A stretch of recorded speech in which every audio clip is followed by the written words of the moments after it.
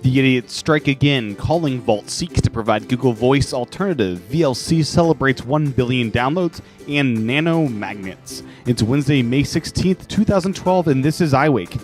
I'm Tim Chaten, and this is what's going on in the Apple world today. Good morning, and welcome to another edition of iWake. First of the day are two stories highlighting the moves of, idiots. The first batch of idiots go by the name of Greenpeace. These idiot hippies did another stunt related to Apple.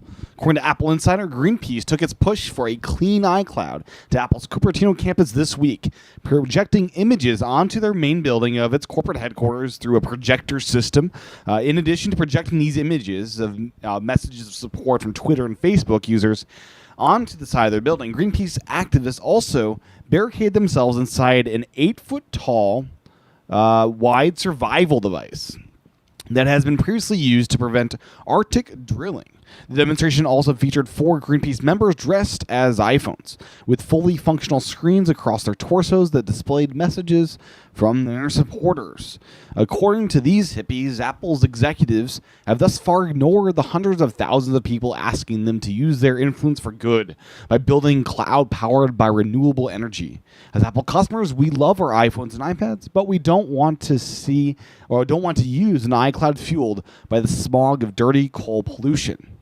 So the thing is, these idiots, as most idiots are, they don't understand that they're attacking the wrong company. Apple uses clean energy and showcases that fact by using more and more solar panels than any other company I can really think of. And they also use hydropower too. There's no greener company in the technology world that I know of than Apple. Greenpeace, you look like freaking idiots attacking a company that is already clean.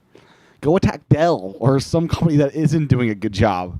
Your publicity stunt only makes you look, dumb. The other attack of the idiots today comes from DigiTimes. Harry McCracken recently did a post emphasizing DigiTimes' track record, which, as many of you know, is rather bad. According to Harry, DigiTimes isn't just wrong some of the time. When it comes to the big Apple stories, it's wrong most of the time. Sometimes wildly so. It's reported that its sources had said that Apple was going to release MacBooks with AMD processors, iMacs with touchscreens, iPhones with built-in projectors, and iPads with OLED displays. These products, and others mentioned it in DigiTime articles, never showed up. Indeed. John Gruber comments by saying, DigiTimes is the tech news equivalent of a supermarket tabloid. The difference is that everyone knows that supermarket tabloids are full of crap, whereas DigiTimes continues to be treated as a reputable news source. So yeah, this is me talking now. DigiTimes, they're a bunch of idiots. And it continues to amaze me that places like App Advice, Mac Rumors, Apple Insider, and Cult of Mac treat that place, DigiTimes, as a reputable news source. You can pretty much ignore what DigiTimes says. If you're running a website about Apple news, don't cover DigiTimes. You're only feeding it into the crap, the idiocy. I can't believe places like App Advice, Apple Insider, Cult of Mac, Mac Rumors do get stories from them and believe it as fact, and they pass it off as fact in their own stories as something that will be coming true, when in fact nothing DigiTime reports really does come true. DigiTimes is one of the many reasons I created ApplePredictions.com. It is time for the idiocy to end. DigiTimes, you're fired. In other Apple tidbits is the fact that Apple has begun testing iOS 6, and several developers are reporting that fact to news sources. This is not news, but something I just wanted to mention. Last up in general tech news today is a new service called Calling Vault. The service competes directly with Google Voice and looks to be quite good. According to Calling Vault, your Calling Vault number is a real phone number, capable of receiving SMS and MMS messages and calls from any phone. The people you give your number to do not have to be Calling Vault members to reach you. We believe that software should be fun and easy to use, and that we should strive to empower users through intuitive design. We believe that privacy is right, and that we should do everything we can to protect it.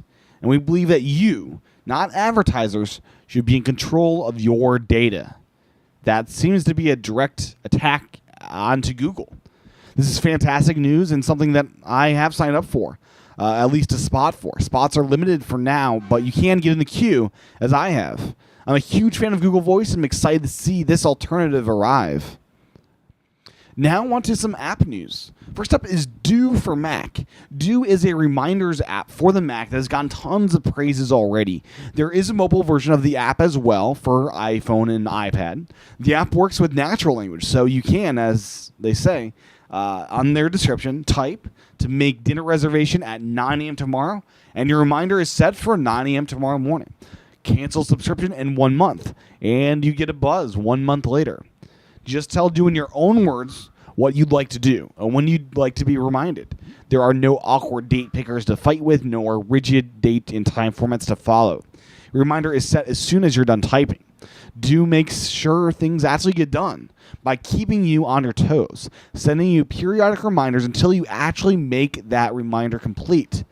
Now, with Do for Mac, you can get it on both OS X and iOS. The app is $10 and looks to be an incredible option for those tired of the Reminders app or want something more powerful. In other app news, I wanted to briefly mention that Sparrow for Mac got updated to version 1.6. The big changes include, first off, POP support, as well as a unified inbox, including starred messages sent, drafts, and trash messages. Several other changes were included in this update. Sparrow for Mac is in the Mac App Store if you'd like to pick it up. Another Mac app, or just app news I'd like to mention is that VLC, the awesome video player, recently hit 1 billion downloads. That's right, 1 billion downloads. The app has been around since 1996, and these numbers only come from 2005 onwards. The billion marker includes only OS X and Windows downloads, not Linux or any other system like that. And it's an impressive milestone. I'd imagine they more than 2 billion downloads since the app has been around over a decade without tracking. VLC is an amazing video player for the Mac and even Windows. It's available free of charge, and I'd recommend giving it a download. Last up in app news, I just want to mention that Smule, the creators of Magic Piano, Magic Fiddle, and many other music apps, have created their first Android app.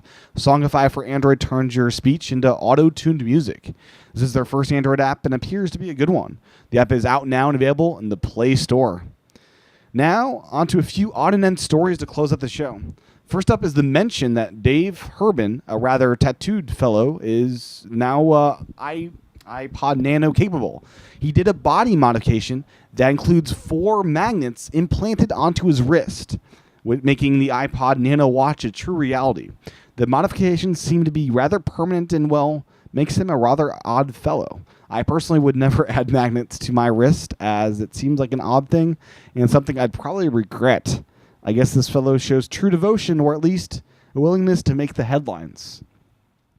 Now on to some movie-related news. The last 2 stories of the day are, movie-related news, which I think's a cool thing since we watch movies on our iPhones and iPads. So first up, I want to mention that Daniel Radcliffe's first post-Harry Potter movie is now up in iTunes. The Woman in Black costs $15 in SD or $18 in HD. It's a horror film featuring that old Harry Potter actor. Lastly, I have to mention that Rise of the Planet of the Apes 2 now has a screenwriter. According to hypeable Scott Z. Burns of Contagion and The Bourne Ultimatum, has been tapped to pen a sequel to Rise of the Planet of the Apes. The new project is taking the story to the next level, with the apes on the path to emerge as society's new rulers. A previous draft of the film was penned by Amanda Silver and Rick Jaffa.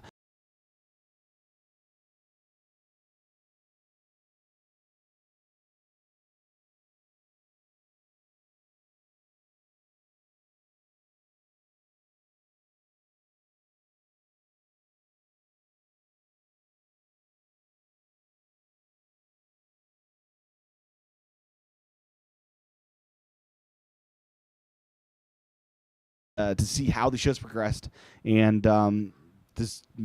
basically verify you still like the show. So if you haven't reviewed the show, go over to iTunes, search for iWake, and review the show. Also, if you're listening to it, head on over to YouTube, youtube.com/TCHATEN, to watch the video version of the show, as well as many other videos I produce. And finally, heading over to iWakePodcast.com/again. That's iWakePodcast.com/again. That's where you get a Saturday version of the show, which is rather extended at 30 minutes and includes discussions about Apple with interviews, things like that. And it's a way you can financially support the show as well as just get extra content. So iWakePodcast.com/again. Join me tomorrow for another edition of iWake. Aloha.